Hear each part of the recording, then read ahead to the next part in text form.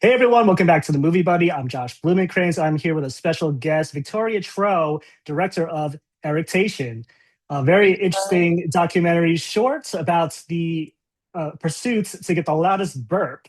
And it's playing at South by Southwest this year. Victoria, welcome to the show. Thanks for joining me today. How are you? Hi, Josh. Yeah, thank you so much. I'm so excited to be here and chat to you all about burping.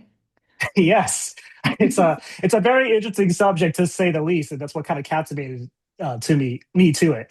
So I just wanted to start off with this question. So you were neighbors with Kaylee, your subjects for the film. How did that go from being neighbors to making a film about breaking the loudest burp world record? Yeah. I've known Kaylee since 2021. The first time I met her, I picked her up and we took her to a friend's party out in Central Oregon. So that was the first time we met, and we were in this big extended friendship group, and we'd see each other at parties, have a little hello, chat, dance, you know, typical party stuff. Yeah. Then we were back out there at our friends on our friend's land in Central Oregon in Ty Valley. It was rodeo weekend, and I was sat right by the cooler on a river beach.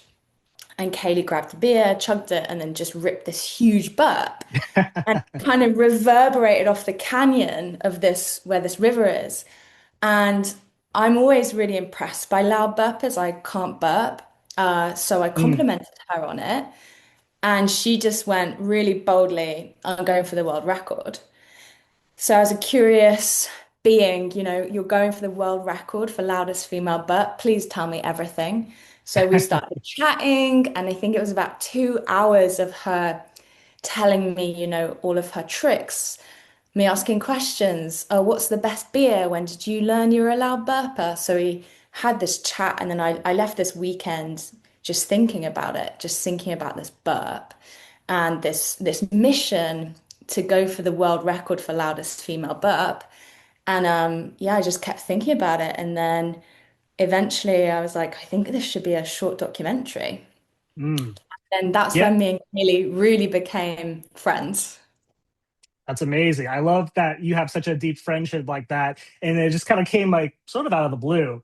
At Yeah. what point did you realize that it wasn't just a funny premise, but like a story about like ambition and identity, even? Yeah, I mean, I was so inspired by that ambition, and I had been flirting with the idea of making something for a long time. I actually didn't think I could make something. I always thought I was a writer rather than a director, and I would Hmm. try my ideas to my friends or people that I knew that were directors. And I tried to give a couple of people this idea, and I thought I would just produce it. And then all of my friends, they were so encouraging, and they were like, "You should make this. This is yours to make."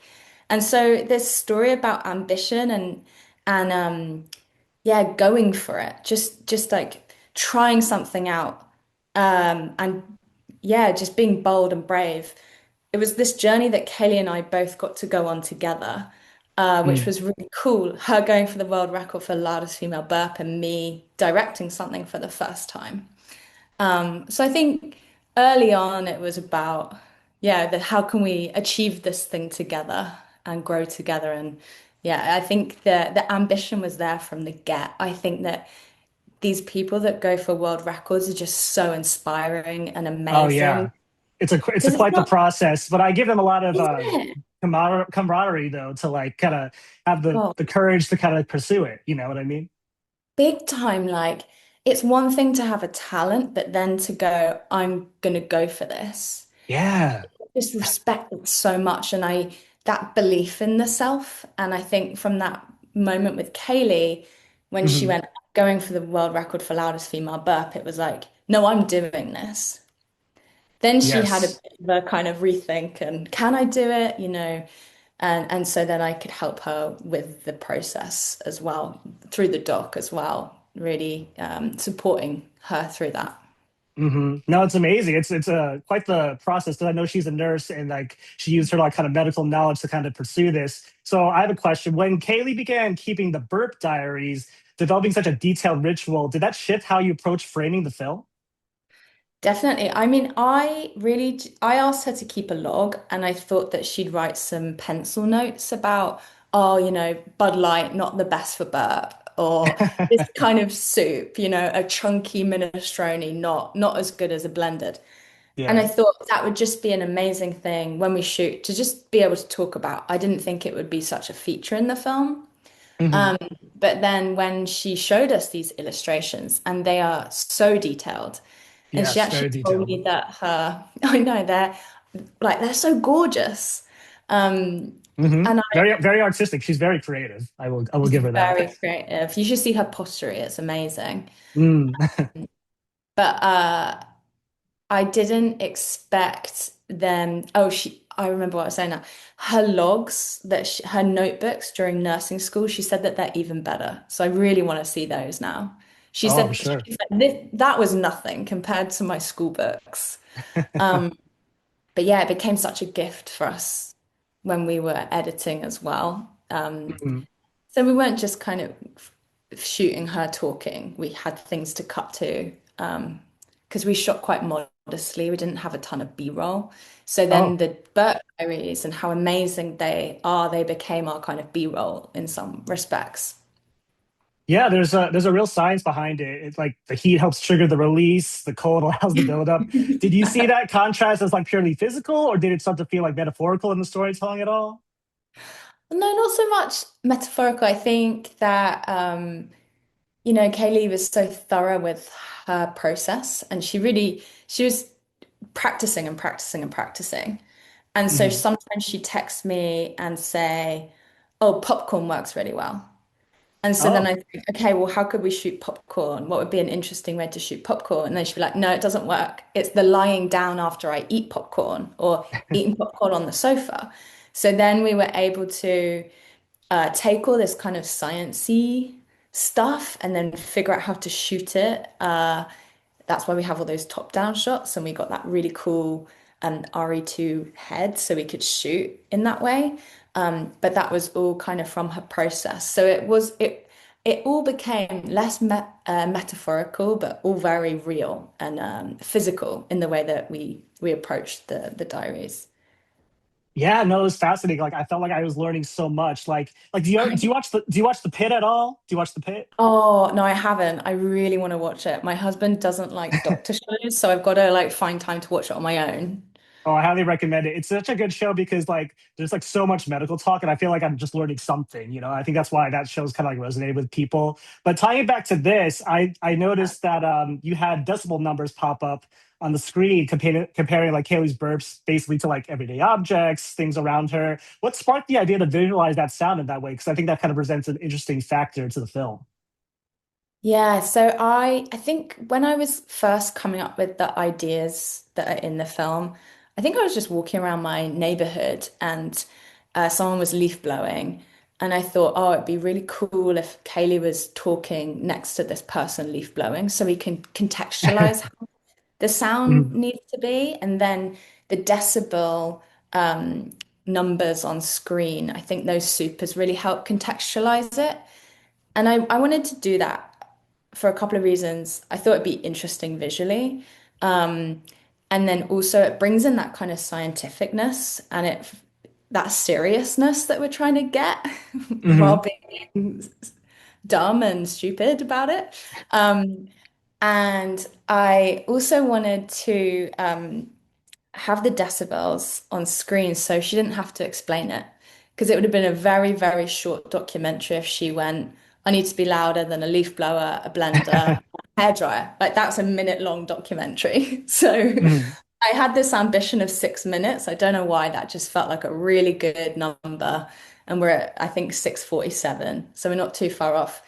But yeah, I think that we needed those moments to be in there so it wasn't just zoop, just explained it 1 minute. No, I like it. It's a stylistic choice, kind of like a David Fincher kind of decision, like like his films, like how he has like stuff kind of pop up like that. Oh Um, yeah. Oh, cool. Yeah, I was thinking yeah. about Stranger Than Fiction. Have you seen that Will Ferrell movie? Yes. Oh my God, I love Stranger Than Fiction. Will Ferrell, like that whole thing. Like I could see that though. I can actually see that now that you brought Yeah. that up. That was my initial reference for the And I wanted to initially have the decibels on screen the whole time. So even if she Mm, was talking, you'd have the decibels and it would just be a thing that was always there. But hmm. then as we were going through the edit process, I thought it was more impactful to just have them pop on and call out how loud something needs to be rather than being continuously on. Hmm. And I thought it was a bit weirder as well. Just like the with the opening shot, it just says what the decibel is, and you're like, what the fuck is this film? Um, what am I sitting down to watch here? And then it's kind of becomes the way that they edit on rather than it always being there and counting up, it edits on and it becomes part of the joke. For example, when he's doing his hair drying, you're not expecting that to pop on then. Yeah, no, I mean, I think you made the right decision because it would have been like a little too distracting if you just had those numbers on like the entire time. But you used it sparingly, which is definitely noticeable. I want to talk to you about another person in the film, Kaylee's husband, who doesn't seem Yeah. very supportive in her pursuit for this record. When did you decide that tension was needed to be part of the story? So it was something that Kaylee brought up with me a few times when we would meet up. So from hearing her burp, we spent a lot of time together just chatting about the story and what her history of burping, all those things, so I could ask her things. And then this thing with Eric started to come up where he would be like, "Oh, stop burping in my face," or some of the things he's saying in the film. So it was very naturally there when we got to interview him. Um, and there were other bits that we didn't it didn't end up in this edit where he's going, if my tiny wife wants to rip massive burps, then I fully support that.